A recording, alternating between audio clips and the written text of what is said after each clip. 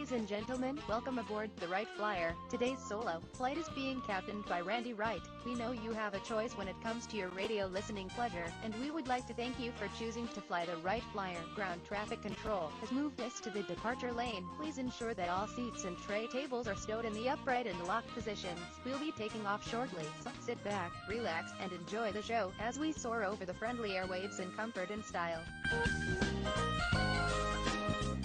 Ladies and gentlemen, welcome aboard the Wright Flyer. This is your captain speaking, and I would like to take this opportunity to personally welcome you to this solo flight special edition of our state-of-the-art radio program. We know you have a choice when it comes to your radio listening pleasure, and would like to thank you for choosing to fly the Wright Flyer.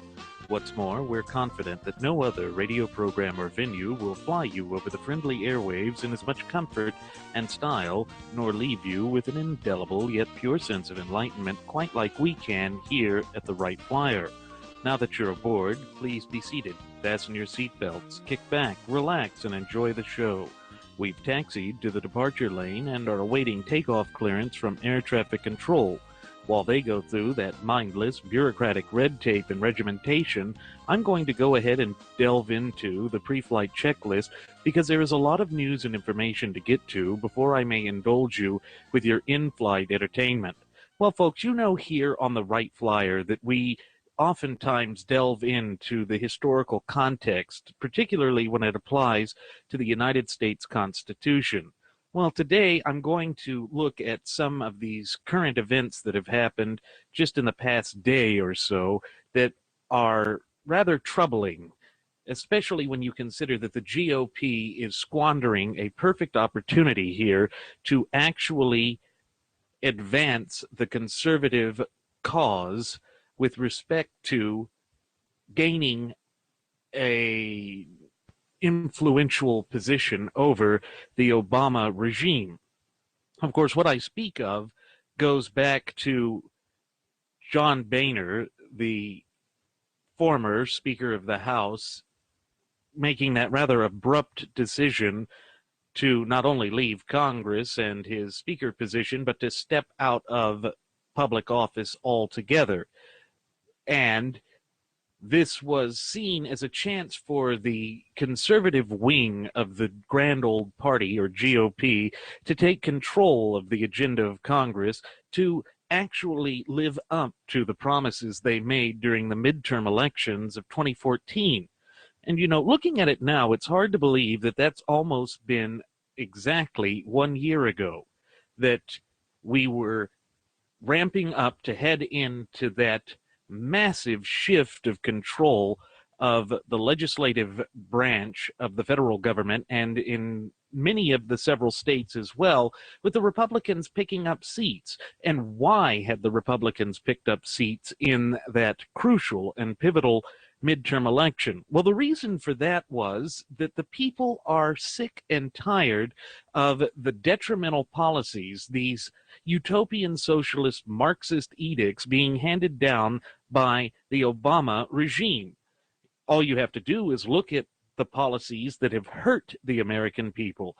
Policies such as Obamacare, policies such as Obama's executive amnesty. And believe it or not, the executive amnesty granting legal status to swathes of illegal aliens who have invaded this country, it was the impetus that pushed the people to say, no, we don't trust the Democrat Party anymore. It isn't doing anything to help us.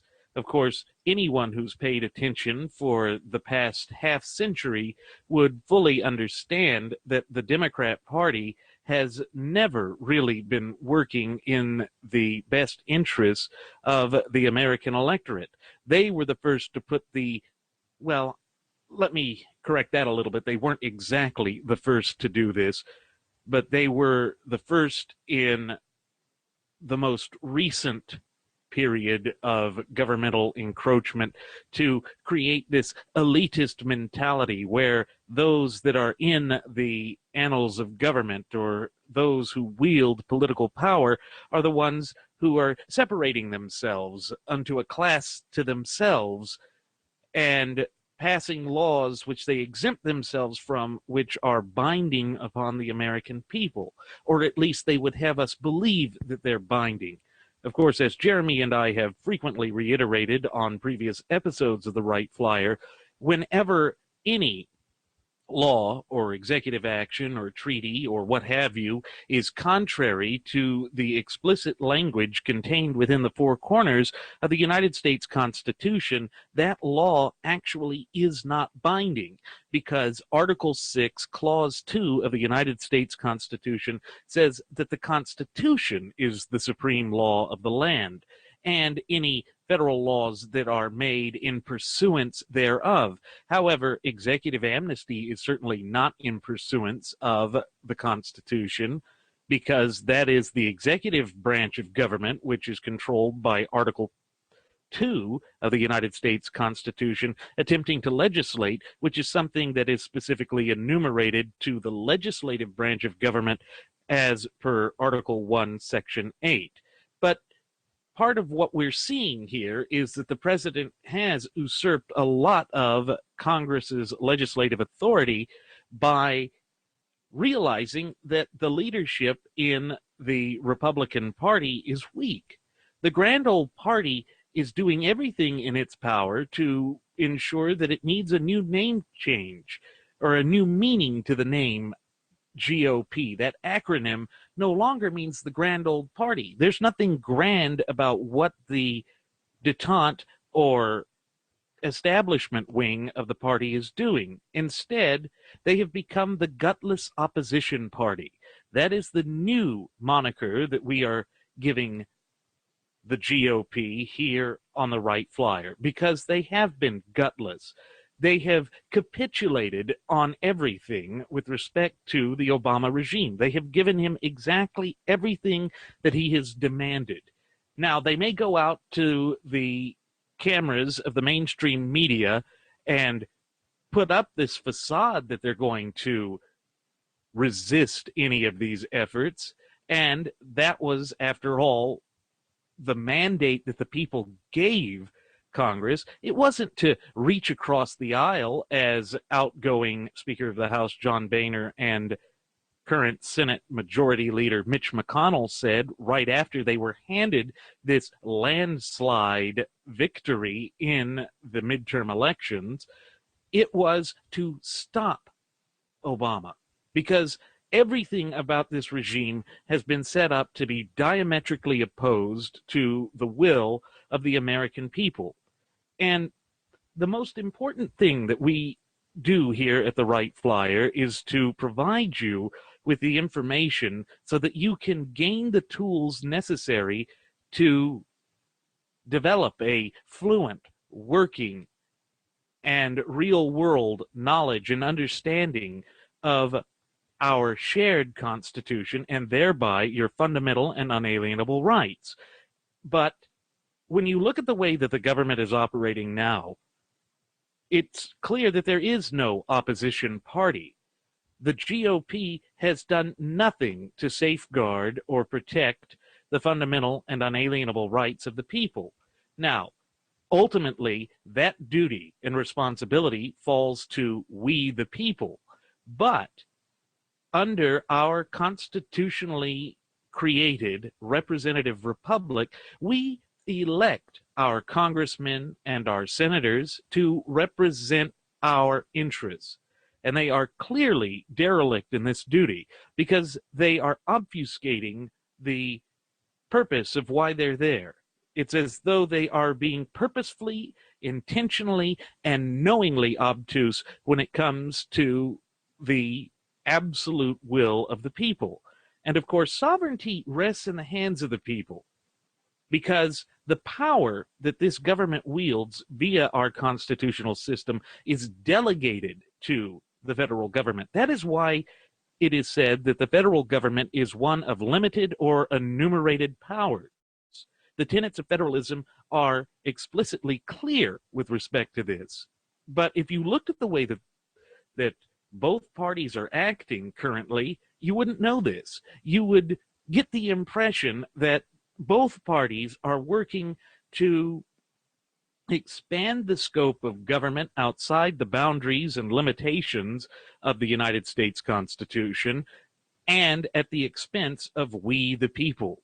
Well, that should be troubling for each and every one of you, just as it is for me. All American citizens should be troubled by the way this rogue and almost tyrannical government is acting. No, I'm actually going to go and say that they have become tyrannical with things like Obamacare, with plans like the Trans-Pacific Trade Agreement, and the various other free trade agreements that they are entering into, because the people have clearly spoken and said that they do not want these things. They didn't want them to begin with. They don't want them now, because everything about these sorts of failed policies diametrically opposes the will of the people, because it detrimentally impacts the people. Now, I know that it's been said that the economy is such an important issue. In fact, that's what most voters are focused upon. But folks, I've got to tell you, if you really want to understand why the economy is hurting, it is because the government is operating outside the scope and boundary of its constitutional authority. If you look at the way that they spend, they were never meant to spend the way they are now. They were never meant or intended to have the power that they wield now. You have all of these unconstitutional federal agencies that are passing edict after edict, more and more draconian regulation after draconian regulation, which is strangling the lifeblood out of the spine of the American people and the American economy, and that is the small business. If you think about it, small business in the United States is representative and reflexive of the American people themselves. When the American people are in a powerful position, as was originally intended by our founding fathers when they handed down the United States Constitution, then so too is small business. This is one of those fundamental and unalienable rights which is known as the pursuit of happiness, which was also further defined as property. It traces its origins back to John Locke, the 18th century English philosopher that heavily influenced both George Mason and Thomas Jefferson.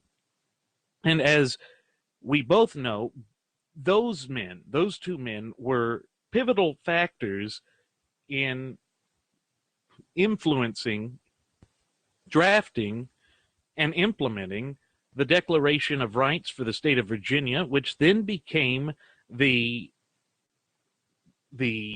forerunner of the Bill of Rights to the United States Constitution. Everything about the Constitution ties into itself.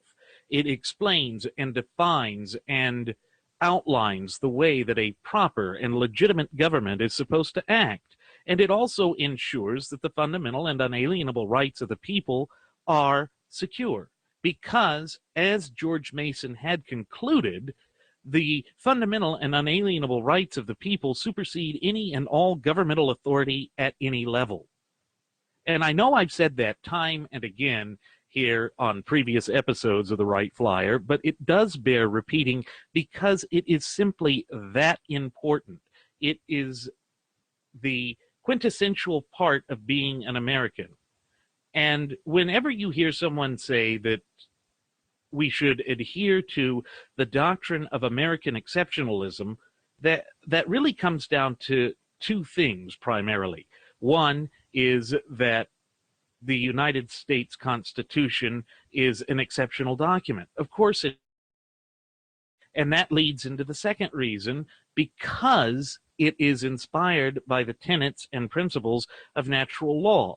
Therefore, everything about the United States Constitution is timeless. In other words, that explains why the United States Constitution cannot and will never be a living document.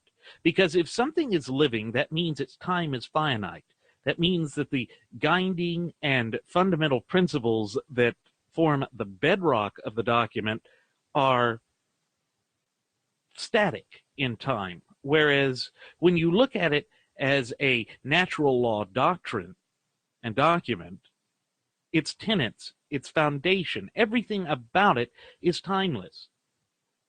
Now, we ourselves are not timeless, and that is why it's important to study the Constitution with some regularity, because our lives are transitory, whereas the Constitution itself is not.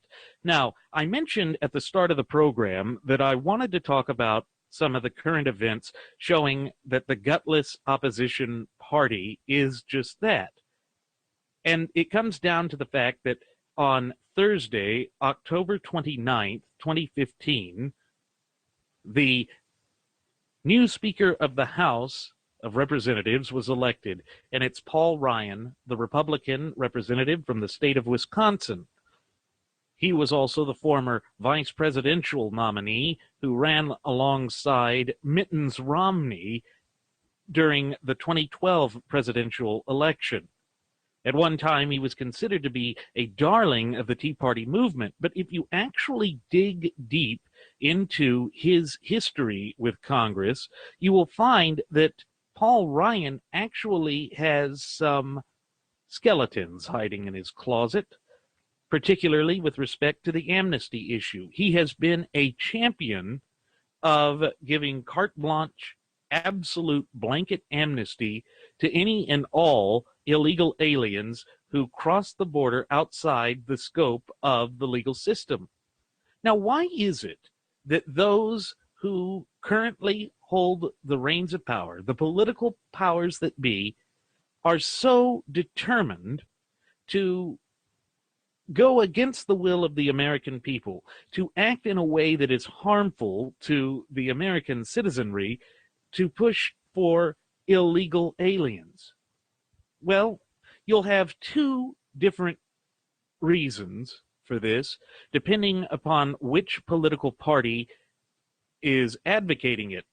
By the way, both political parties are advocating it, but with respect to the Democrats, they see it as a potential pool of permanent voters to be welcomed to the hacienda plantation of the Democrat Party, where they use entitlement programs to keep people down and dependent upon the federal government.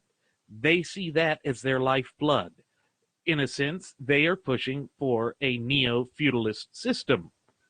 Now, with respect to the gutless opposition party and the detente wing of that party, which is your establishment Republicans, they want the cheap labor. They are going in with the Chamber of Commerce to once again deflate wages in the country, to get cheap labor so that business can be more profitable than it would be otherwise.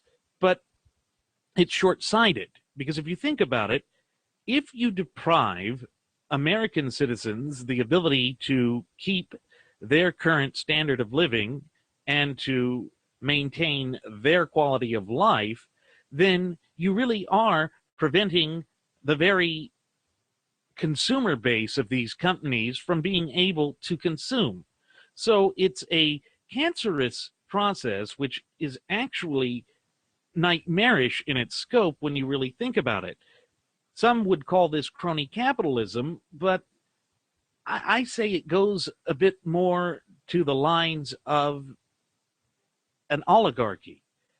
It's a mercantile oligarchy that is reforming here in America.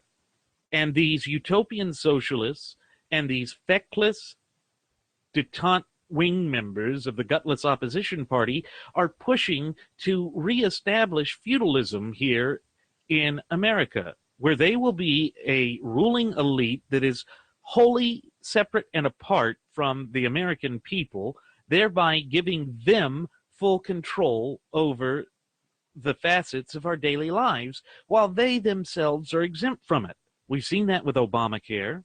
We've seen that with the whole idea that Congress is allowed to engage in insider trading. But if you look back at Martha Stewart, she was thrown in jail for that because it's a crime for we, the people, to engage in insider trading. If you think about it, this is really kind of a cushy deal that the political elites have carved out for themselves, a niche which we can't even approach. Well, there's something wrong with that. When you look at the original intent of our founding fathers, which can be seen within the four corners of our shared United States Constitution, you see that we are a nation of laws, not of men. Now, what exactly does that statement mean?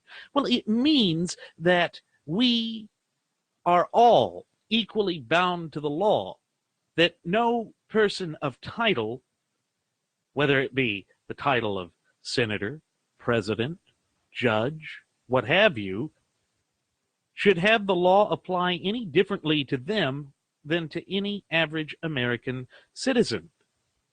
Unfortunately, that is not what we have today. What we have today is the exact and polar opposite of what the founding fathers had intended for this nation since its inception. And that is also why you see the government operate in such a way that is diametrically opposed to the interests of the American people. And when you have that, you have a sort of situation that resembles the French society at about the start of the French Revolution. So we're talking 1789, at around the same time that everything was getting buttoned up with the Constitution. France was falling into chaos and anarchy. And it was because their aristocrat class had separated themselves to such a degree from the common French citizen that they were totally detached. They had no idea what was going on. They had no idea what they called subjects were going through. And that led to a huge outpouring of anger and resentment. And that led to the terror of 1792. So while the United States had ratified the Bill of Rights in December of 1791, by 1792, France was in revolutionary chaos. In fact, that was the era known in France as the Terror. That's when the anti-capital punishment attorney, Robespierre, took the reins of power and assumed the mantle of head of the entire government of France and ushered in the executions via what they called the national razor, the guillotine. And it's funny because it shows just what a politician he was.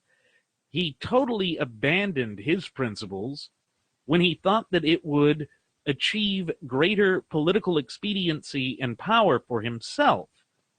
And that's the same kind of mindset that we are having with respect to our political leadership, those political elites that look down their noses at decent, hardworking American citizens. They have abandoned their principles because they think that they can gain ever greater power for themselves at the expense of we the people.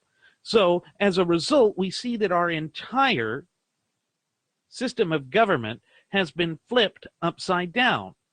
In other words, the government sees itself as in control and that we, the American people, are supposed to serve them. But nothing could be further from the truth, because when you go back to the foundational documents of the United States, you will see clearly that the people are the absolute sovereigns and that the government is meant to be their servant. Thomas Jefferson believed this, George Mason believed this, George Washington believed this, and yet we have abandoned the principles that gave us the greatest document ever penned by the hand of man, though obviously divinely inspired by Providence, which created the longest contiguous constitution in world history. In other words, again, we are backing away from what makes us great, the true aspect of American exceptionalism, and are replacing it with the failed policies of Fabian socialism and cultural Marxism.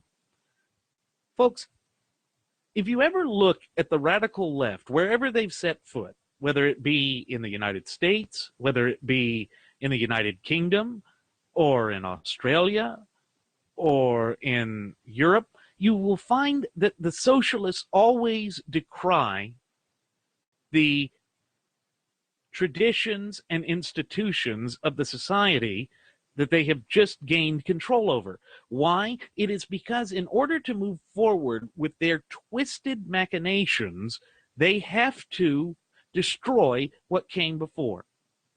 In other words, they must destroy the entire heritage and culture of the people so that they can replace it and claim they are a savior for society, that they have all the answers.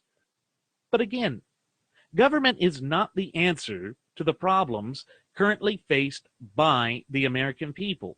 Government created the problems that we are facing right now. They created it by abandoning the Constitution, by embracing increasing snooping powers, by giving themselves access to laws that the rest of the people don't have access to, and punishing the people for being successful, punishing the population of the country for exercising their fundamental and unalienable rights. And there is something wrong with that, absolutely wrong with that, because it is wholly divorced from the ideology which gave birth to the United States of America.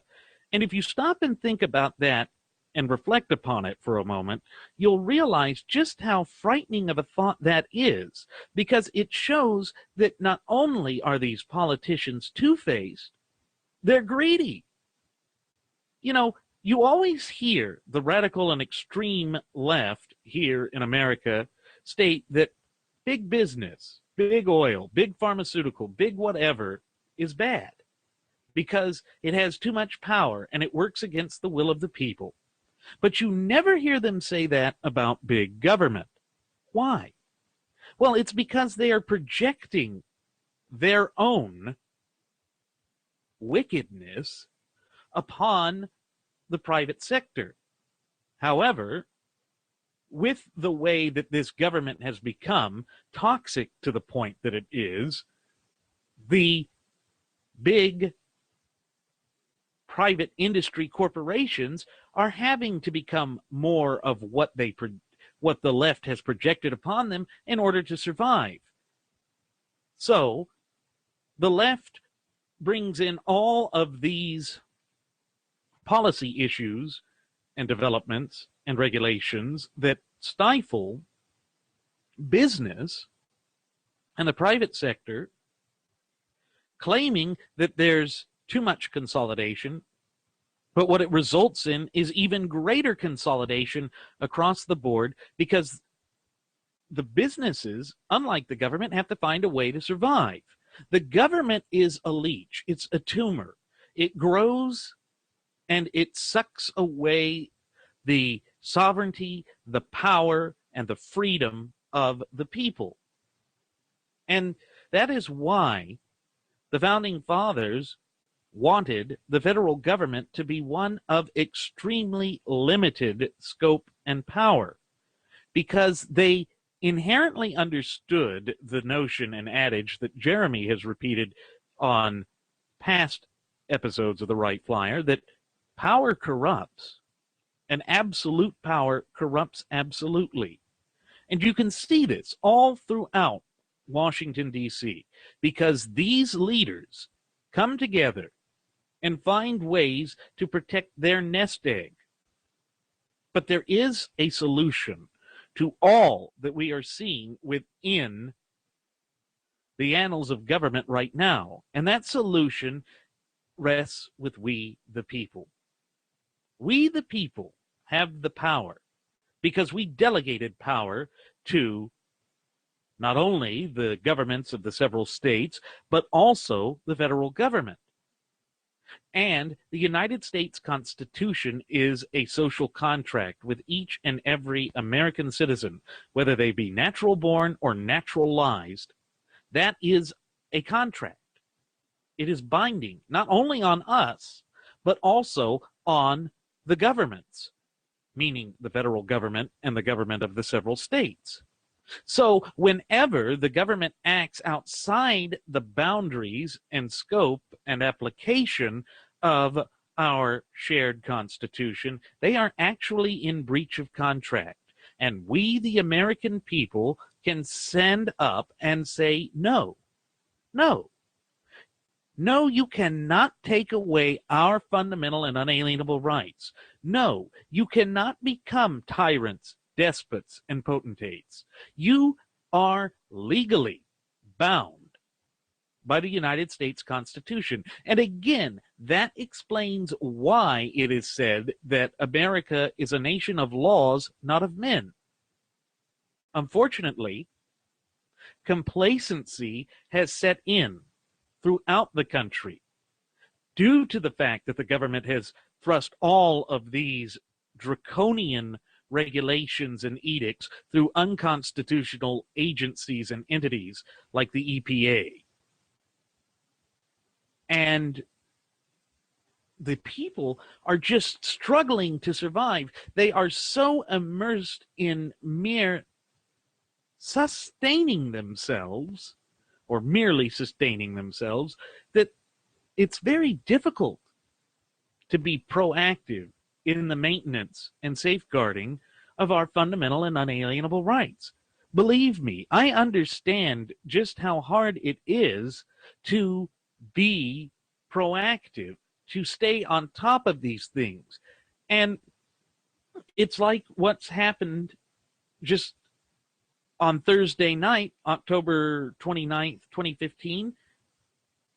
The legislature rushed into a nighttime session to sneak in a budget proposal that would raise the debt limit ceiling for another 2 years, basically giving the Obama regime carte blanche to continue with their radical utopian socialist agenda, irrespective of the detrimental impact that it is going to have on decent, hardworking Americans throughout this country.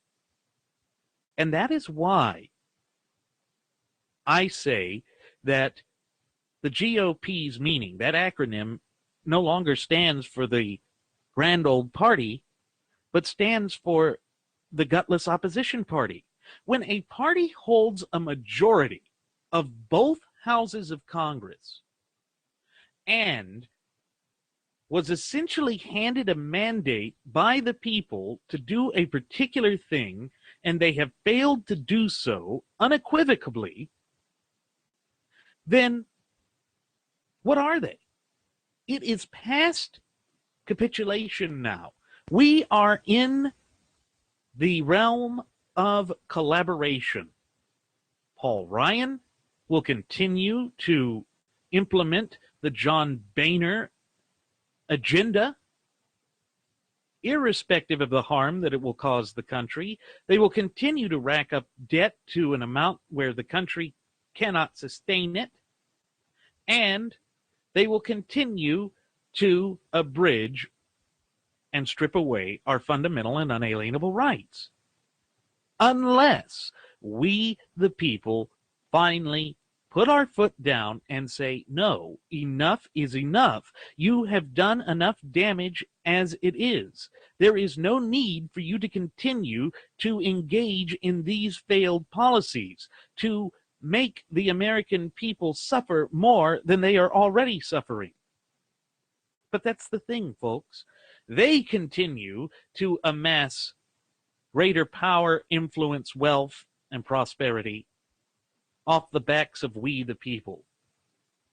Now, they often say it's the 1%. That's what the left always comes out and says. They say, look at the economy. Look at the way things are. That is because the 1% is not paying their fair share, that they're doing whatever they can to keep the people down. No. The only 1% that really has that kind of influence or that kind of detrimental impact upon society is actually the 1% of the political elites, those who currently hold the reins of power. The federal government And indeed, many of the state governments and county governments and municipal governments are what the left should be focusing on, but the left doesn't see it that way. They see these people as the intelligentsia, the great educated souls who know what's best for everyone. But again, that is disregarding the fundamental foundational principle of our entire natural law system, that power originates and cannot be taken away from we, the people of the United States. But if we, the people, don't do our part to proactively maintain and safeguard our fundamental and unalienable rights, then we will continue to see our rights slip away as these wannabe potentates, these tyrants and despots, continue to march towards ever greater power. But folks, it will have to come to a head at some point, because this current system, the way that they have perverted it, is completely and totally unsustainable. There is no way that we can continue to maintain the status quo like we are now. And this goes to something that was mentioned during the presidential debate with the gutless opposition party. That was, I believe, Wednesday evening, when Marco Rubio went up to the podium and said, you know, we just have to lift or raise the age that someone gets to receive Social Security. Now, if we stop and think about that for a moment, Social Security was one of those government-mandated programs that was never meant to be used the way it is now. All it was meant to do was give FDR greater control. FDR was a true, tried-in-the-wool utopian socialist. He loved the idea of the federal government lauding power over the decent, hard-working American citizens. And therefore, he increased the power. But it was promised by the government that Social Security would never be used for identification purposes. Well, now it is. You always have to give your Social Security number for, say, opening a bank account or engaging in any type of commerce, really. That it would never be used as a full retirement. It was just a hand up, is what they claimed. No, now it's a handout. That it would never be taxed because you were taxed to pay into it to begin with. Well, they've long since abandoned that. And so you look at that, and they're saying, look, we forced you to pay into this. You're still going to have to pay into it, but we're going to raise the age limit. Well, of course, people are going to be frustrated with this, especially in the younger generations like my generation, because we're paying into it right now. And the baby boomer generation outnumbers our generation. So it means we have to pay more to get nothing. Now, I don't know about you, but that is a perfect example of how, when the government departs from the actual tenets, scope, and application of the United States Constitution, the country as a whole suffers. And indeed we do. We really do suffer as a result of these out-of-control governmental policies and regulations, and they are failed policies. Nevertheless, the gutless opposition party is doing nothing to prevent the Democrats from marching forward with their radical socialist agenda, which will only create more and more of these radical programs that harm the people. You don't have to look anywhere to see that this is their actual goal and agenda, because the president himself said it on the campaign trail back in 2012 when he looked out at small business owners glaring into that camera and said, if you built a small business, actually you didn't build that. Somebody else did. A janitor did. Somebody who didn't spend the time or take the risk that you did or invest in it like you did, built it, and therefore we need to redistribute the wealth.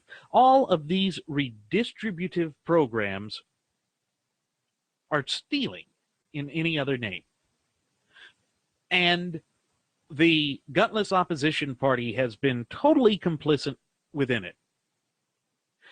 But again, where is the root of the problem? When you look at this, the root of the problem is a departure from strict adherence to the tenets and principles of our shared United States Constitution. There is no way around that. And what's funny about it is those on the left are going to sit there and say, look, Randy and Jeremy are radical extremists. They're radical and extreme because they want to force the government back to strict adherence to the United States Constitution. They are opposed to human rights. Well, I'm going to come out and say it right now. Yes, I am opposed to so-called human rights because they are not fundamental and unalienable rights. Those rights, the ones that they claim, look, you're against equality, you're against equal treatment under the law, all of this, that's not a human right. That is a fundamental and unalienable right which was endowed to us by our Creator. That is a natural law right. And therefore, when you redefine it as purely human, you make it finite. In other words, you're saying that the government has created those rights. And whenever the government creates something, the government can destroy something, take it away. Well, that's what they're trying to do. That's why people fear the notion of death panels with respect to any type of single-party payer, which they haven't pushed yet, but they're working on it, or even this hoax of Obamacare, because it is now saying that the government has given you this. Yes, the government has given you the pleasure of robbing you of the health plans you paid for or had before or enjoyed. And you're going to have to pay more for it so that it's redistributed to those that have poor health. But that is why Jeremy and I always come together and work together to produce these shows, is we want to give you the tools to empower you to prevent this from happening. And the great thing is, the tool that is at our disposal is one of the most beautifully written documents in the history of the world, the United States Constitution. But it doesn't just stop there. You have to understand the historical connotations and context that applies with it as well. And with this great thing known as the internet, this revolutionary form of information that we have, this access to this library of knowledge that was previously unimaginable, you can easily gain access to the Federalist Papers, the Anti-Federalist Papers, the Articles of Confederation, the Declaration of Independence. Each and every one of those documents are leading the way up to what we have. And they will provide you with an opening and an understanding as to how this government is supposed to properly act.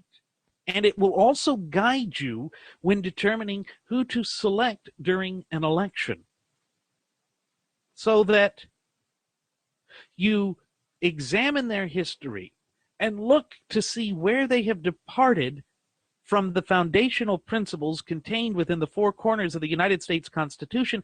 That will automatically tell you whether you should or should not support that candidate. Folks, this really isn't radical, what Jeremy and I are offering and what we believe in. It is not radical to want the government to follow the supreme law of the land, just as we would want every citizen to follow the supreme law of the land. That is what a society does. That is why it is a social contract. Those terms, conditions, and covenants are all applicable to we, the people of the United States. But ultimately, the reason why it's applicable to we, the people of the United States, is because we, the people of the United States, delegated that power in the first place. It was ours to begin with. But that is certainly not the way that this current government and regime looks at it. That is certainly not the way that Paul Ryan looks at it.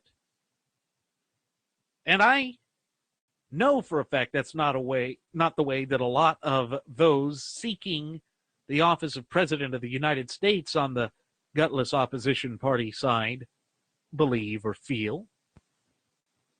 But it doesn't matter, because whether they believe or feel it or not, it does not change the truth that the United States Constitution is deeply rooted in fundamental natural law principles, and that our fundamental and unalienable rights cannot be encroached by them because they do not have the authority to do it. And that leads me to the major concerns that I have with the selection of Paul Ryan as Speaker of the House of Representatives, because he has already shown a penchant to act outside the scope and application of the United States Constitution. He has already shown a penchant to sell out his so-called sacred principles in order to gain political expediency and power at the expense of the true sovereigns of this great republic, we the people. And therefore, I ask that each and every one of you, our listening passengers and audience, stay alert, stay aware of what is happening. Engage with your family, friends, loved ones in an open and honest discussion about the United States Constitution. Barack Obama has gone out to the radical fringes of the left and says he wants them to get in your face, to get in the face of all Americans and those who disagree with them, and force them, by browbeating them, to capitulate to their will. You don't have to do that. The reason you don't have to get in their face is all you have to say is, no, what you're saying is wrong. What you're trying to convince me of is wrong, because I know what my fundamental and unalienable rights are.